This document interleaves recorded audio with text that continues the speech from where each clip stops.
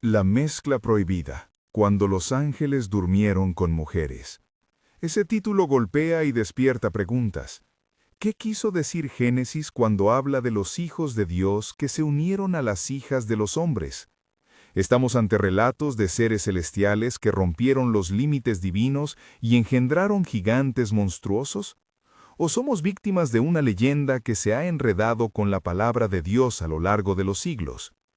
Hermanos, vamos a mirar el texto con respeto por la Escritura, con honestidad hermenéutica y con cautela frente a las tradiciones que, aunque fascinantes, no siempre deben dictar nuestra teología. Al final del camino quiero proponer una lectura que me parece la más coherente con el conjunto bíblico, que Génesis 6 describe una mezcla humana, líneas humanas que se entrecruzan, y que los Nefilim fueron hombres de infame violencia y renombre, no una nueva especie híbrida nacida de ángeles y mujeres humanas. Pero antes de llegar a esa conclusión, examinemos juntas las pistas que el texto, las traducciones antiguas y otros pasajes bíblicos nos ofrecen. Leamos con cuidado el pasaje que inicia la controversia. Génesis 6, 1 al 4 dice, en términos generales, «Cuando los hombres comenzaron a multiplicarse sobre la tierra, las hijas de los hombres fueron vistas, y los hijos de Dios vieron que eran hermosas, y tomaron para sí mujeres. Entonces se dice que hubo Nefilim en la tierra en aquellos días, y también después, cuando los hijos de Dios se unieron con las hijas de los hombres, eran los valientes, conocidos por su fama». Ese breve bloque contiene tres expresiones que concentran la discusión: hijos de Dios, hijas de los hombres, y Nefilim junto con Giborim, hombres poderosos. Esos términos son la llave del debate. Si esta pregunta te interesa y quieres que hagamos un video específico sobre el libro de Enoc y su influencia en la literatura judía, suscríbete y deja en los comentarios Enoc. Quédense conmigo, este tema merece un análisis detenido. Primero, aclarar el lenguaje. Hijos de Dios aparece también en Job 1 y 2 y en Job 38:7, donde los Benei Elohim aparecen como asistentes o seres en la corte celestial, cuando alababan todas las estrellas del alba y se regocijaban todos los hijos de Dios. Una imagen que claramente ubica a esos hijos en un ámbito divino o angelical en el contexto de Job. Eso ha llevado a muchos a leer Génesis del mismo modo. Hijos de Dios igual a seres celestiales, ángeles. Por otro lado, en otros pasajes bíblicos, Hijo de Dios es un título espiritual o de filiación que se aplica a seres humanos piadosos o a linajes particulares. Además, la Biblia registra con preocupación la mezcla de líneas étnicas o religiosas que corrompen la fidelidad a Dios. Pensemos en la advertencia contra matrimonios mixtos en la literatura histórica, o en la genealogía de Set que contrasta con la línea de Caín que lleva al pecado y a la violencia. Al suscribirte, recibirás una notificación cada vez que subamos un nuevo video. No te pierdas de nuestro contenido. Suscríbete y activa la campana de notificaciones. Así podremos seguir juntos explorando las Escrituras y disfrutando de la doctrina que es fuente de sabiduría y paz. Antes de entrar en la argumentación, hay una primera pregunta importante que responder. ¿Quiénes son los hijos de Dios? Creo que el texto presenta las tres posibilidades siguientes: ángeles, líneas sanguíneas o reyes y sus aliados. Así nace la otra grande opción interpretativa. Los hijos de Dios serían descendientes de Set, creyentes, una línea que por razones diversas se mezcló con la línea de los hombres, posiblemente la descendencia de Caín, llevando a una corrupción moral que desemboca en la violencia y el diluvio. ¿Dónde nos llevan estas opciones cuando miramos el texto con detalle? Empecemos por la gramática y el contexto narrativo. Génesis 6, 1 al 4 usa verbos típicos de la vida social. Vieron, tomaron, se unieron. No hay en el hebreo una formulación obligatoria que establezca que el sujeto sea un ser no humano. La construcción es congruente con el relato de matrimonios y alianzas que ocupan espacios enteros en Génesis. Tomaron por mujer, se unieron, engendraron. Si el autor quisiera señalar actividad de seres no humanos como una intervención extraordinaria de criaturas celestiales, habría recursos literarios más claros en el mismo discurso bíblico para destacar esa ruptura ontológica. Sin embargo, el texto enmarca la acción entre los humanos que se multiplicaban sobre la tierra y la corrupción moral que motiva el juicio divino. Ahora miremos el término nefilim. La raíz en hebreo parece relacionarse con la idea de caer, nepel, de ahí la traducción tradicional, los caídos.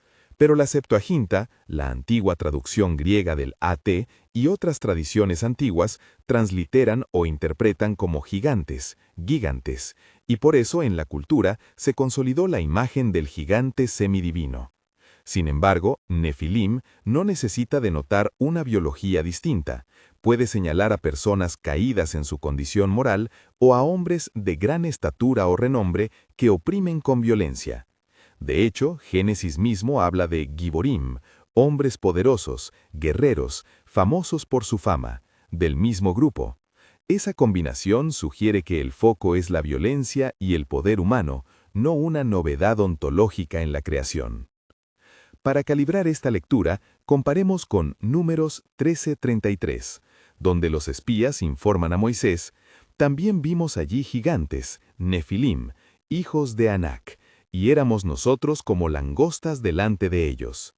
Aquí, nuevamente, el término identifica grupos humanos que causan temor por su estatura y prestigio militar.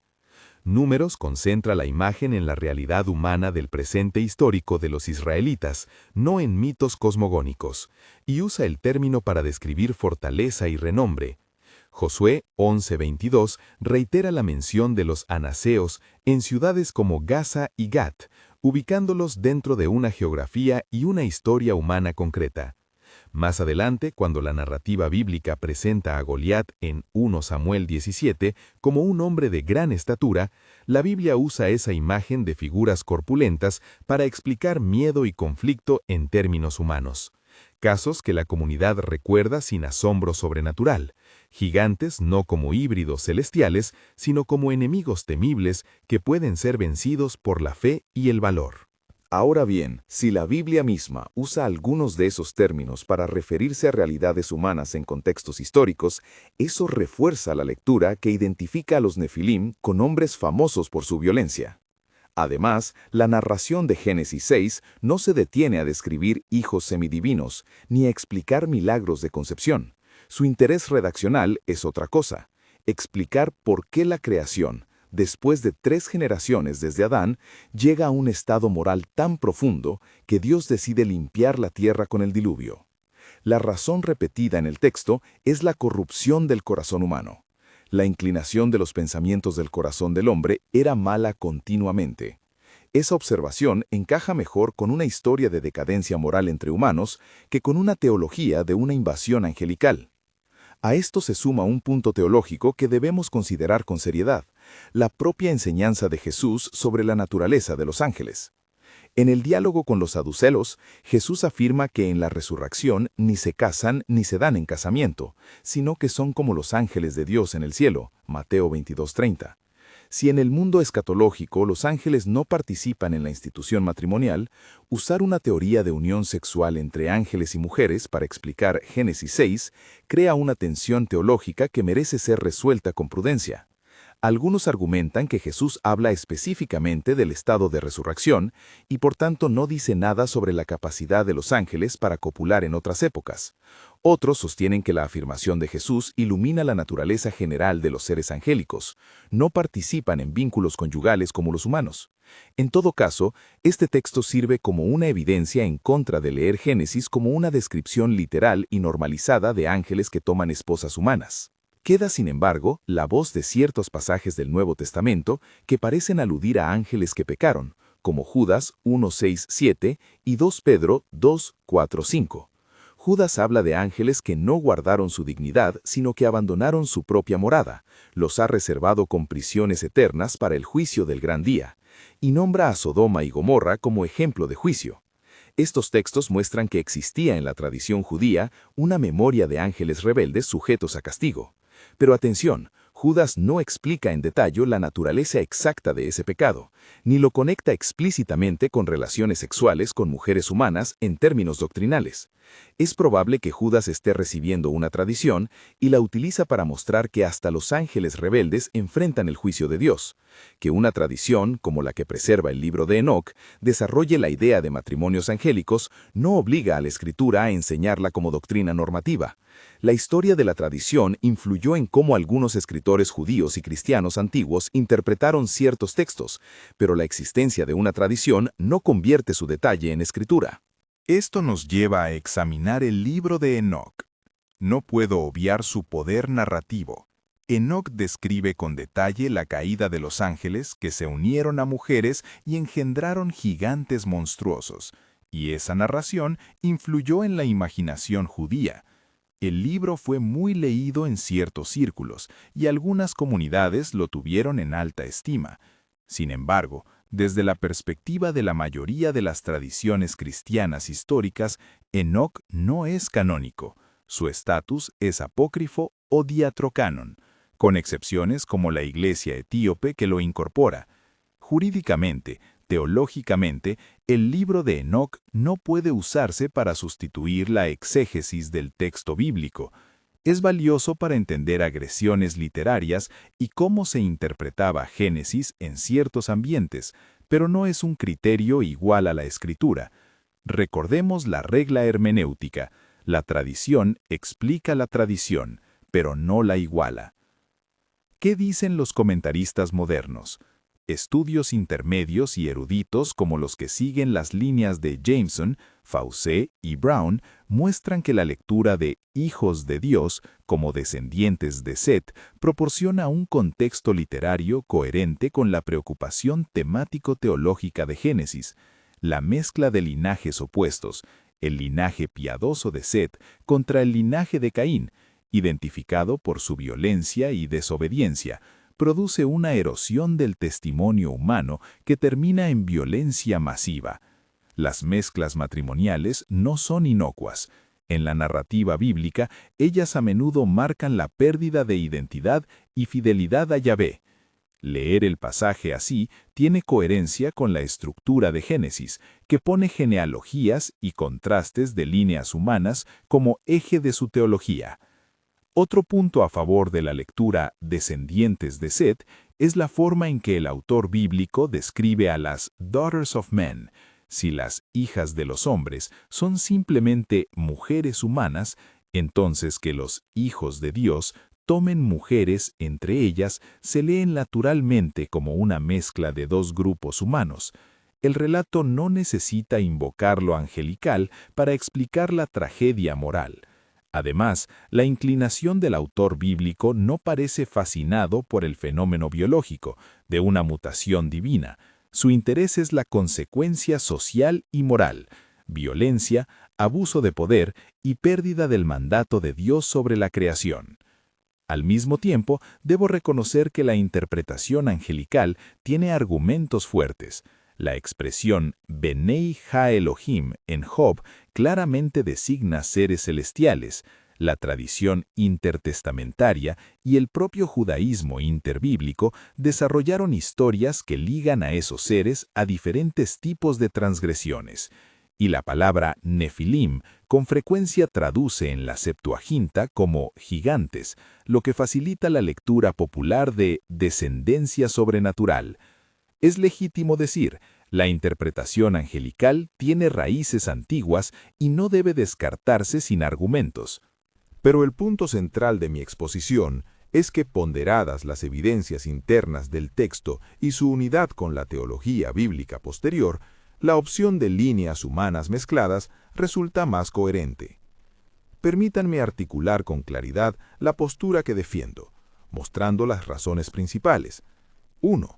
El uso corriente de los términos en textos históricos bíblicos, Números, Josué, 1 Samuel, señala a grupos humanos poderosos, no a seres sobrenaturales que los procrearon. 2. La gramática y el contexto de Génesis hablan de matrimonios y de corrupción moral, no de un fenómeno fisiológico fuera del orden creado. 3. Las referencias a castigos angelicales en Judas y 2 Pedro son mejor leídas como alusión a una tradición antigua, no como prueba concluyente de que la Biblia está enseñando matrimonios angélicos. 4. La enseñanza de Jesús sobre que los ángeles no se casan proporciona una objeción teológica relevante. 5. La dependencia de fuentes extrabíblicas, como el libro de Enoc, para sostener la interpretación angelical, es problemática desde la perspectiva de la autoridad canónica.